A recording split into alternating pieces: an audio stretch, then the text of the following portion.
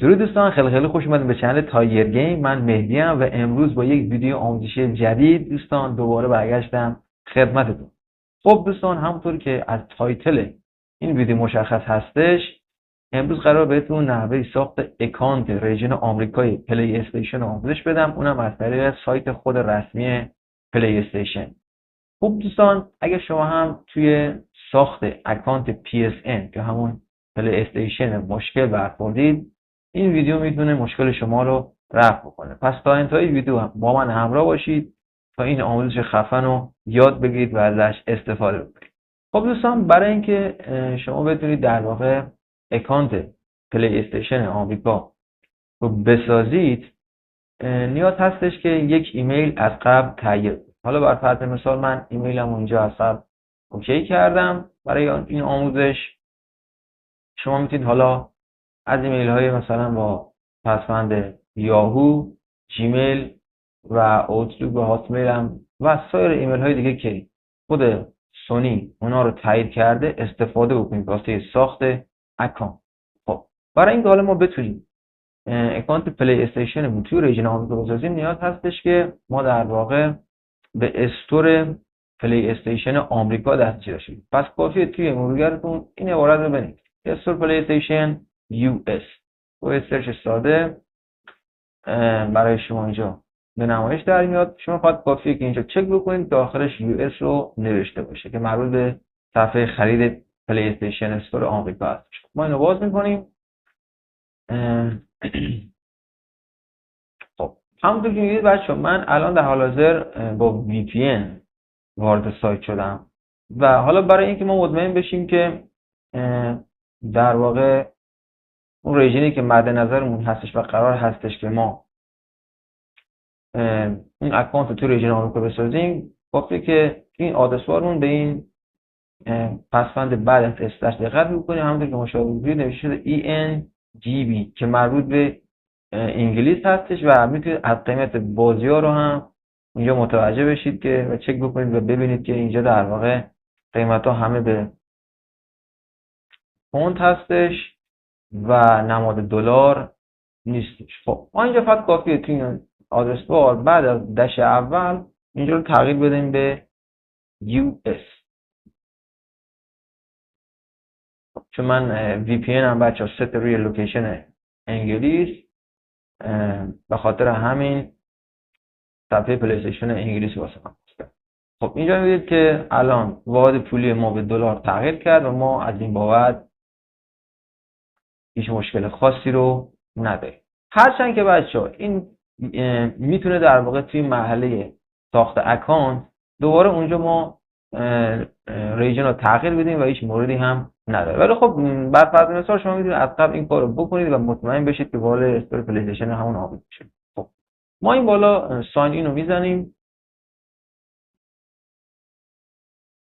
معمولا الان با اختلال اینترنتی که در حال حاضر روی کشور فعال هستش، یه مقداری ساین این کردن و وارد شدن مشکل شده، ولی خب ترجیحاً سعی بکنید از VPN خاص استفاده بکنید که مشکلتون رفع شده. خب ما اینجا روی گزینه Create an Account میزنیم.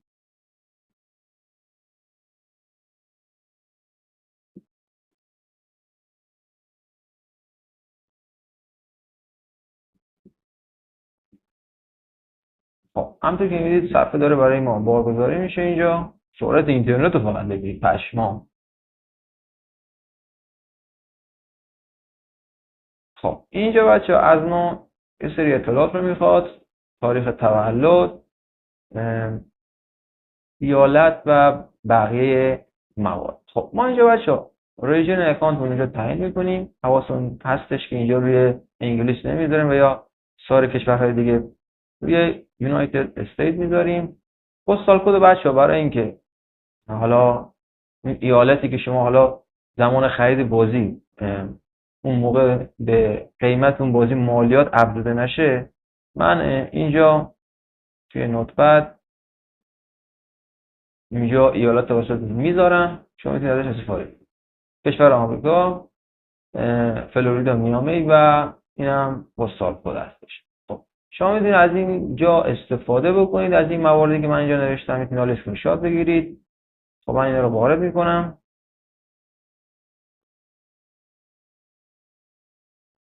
اینجا ایالتی میذاریم روی فلوریدا و اینجا میامی رو برای میشناسه. خب تاریخ تولد بچه‌ها سعی بکنید که یک جا حتما یادداشت بکنید بعد از ساخت اکانت، چون موقعی که اکانت شما برنوی به سرقت رفت یا دچار مشکل شد، اینو باید حتما یادتون باشه که به پشتیبانی ارائه بدید. حالا توی ویدیوهای بعدی نحوه ریکاوری کردن اکانت رو هم بهتون آموزش میدم. خب اینجا ما باید یک تاریخ تولدی رو بذاریم که بالاتر از 18 سال باشه. فرض مثال من اینجا از سایت با حساب استفاده میکنم و فرض مثال اینجا من گذاشتم روزش 9 باشه، ماهش هم سپتامبر و سال 2000. اینجا میبینید که اگه تبدیل رو بزنید معادل سن رو میده که هولوش 25 سال، پس از 18 سال بالاتر هستش. پس ما اینجا تاریخ تولد رو وارد میکنیم.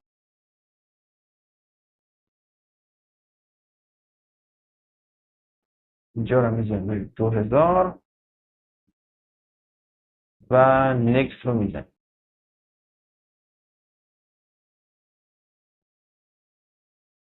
منتظر میمونیم که اینجا رد بشه. خب اینجا از ما میخواد که یه سری اطلاعات رو وارد بکنیم، ایمیل، آنلاین آیدی و فرست نیم و لاست نیم رو وارد بکنیم. اینجا میتونید بچه‌ها انتخاب بکنید که چه چیزایی میخواید از دریافت بکنید روی کنسول، اخبار، حالا چیزهایی که خود سونی واسهتون ارسال میکنه، ایمیل هایی که سونی ارسال میکنه رو تیک بزنید، میتونید هم نذارید. بهتر هستش که اینا رو بزنید و به مشکل بعد بر نخورد، بهتر هستش. اینجا ما تیک ها رو میزنیم و قوانین رو تایید میکنیم و نکست رو میزنیم. امیدوارم که حالا آنلاین آیدی رو اینجا با خطا واژه نکنه. خب بله، اینجا باید تایید بکنیم.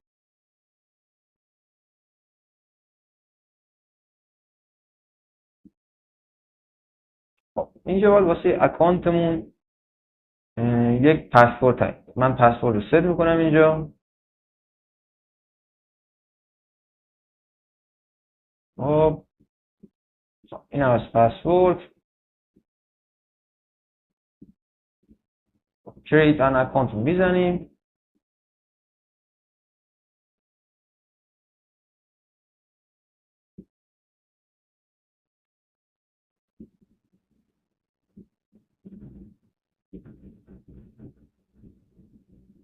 منتظر میشیم که این صفحه لود بشه.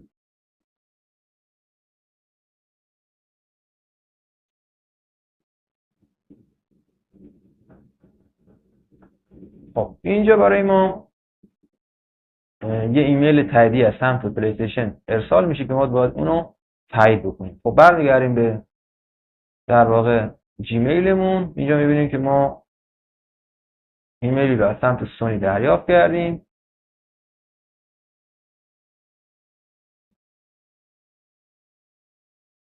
بذارید من اینو ببندم. اینجا ما ایمیل رو تایید میکنیم، روی وریفای ناو میزنیم.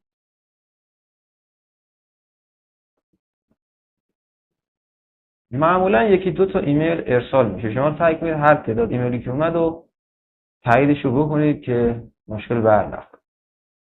معمولا بعد از تایید ایمیل یه تیک سبز نمایش داده میشه. خب همونطور که این ایمیل تایید شد، کاری با این نداریم، میتونیم مثلا اینو ببندیم. خب یه دونه دیگه هم اینجا اومده، من اینو بزنم تاییدش بکنم که مشکلی پیش نیاد.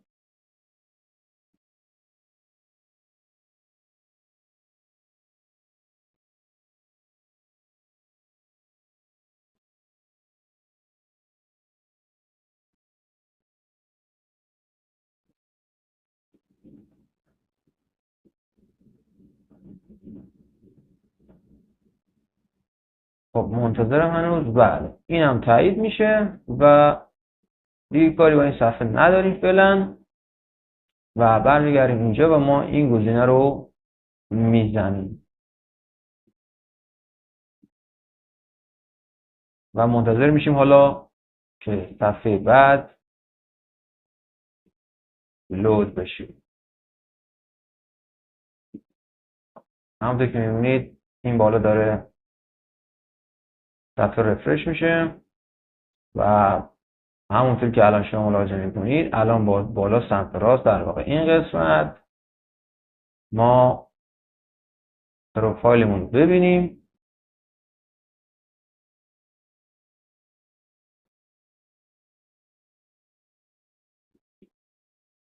خب همونطور که میبینید بچه‌ها ما الان اینجا به همین راحتی اکانت پلی استیشن ساختیم و خیلی راحت حالا ما میتونیم هر بازی که دلمون خواست رو به لیست گیم لایبرریمون اضافه بکنیم و حتی اونا رو خریداری بکنیم، بازی هایی که پولی هستن و چه بازی هایی که رایگان هستن.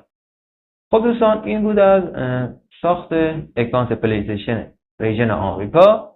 امیدوارم که این ویدیو براتون مفید بوده باشه. توی ویدیوی بعدی بچه‌ها بهتون یاد بدم که چطوری اکانتتون رو امنیتش رو ببرید بالا که مشکل بر نخوره و به سرقت نره و یه جورایی میشه گفت بچه‌ها بتونیم اونو تایید 2 مرحله‌ایش رو فعال بکنیم که کسی نتونه به همین راحتی با زدن ایمیل و پسورد وارد اکانت پلی استیشن ما بشه.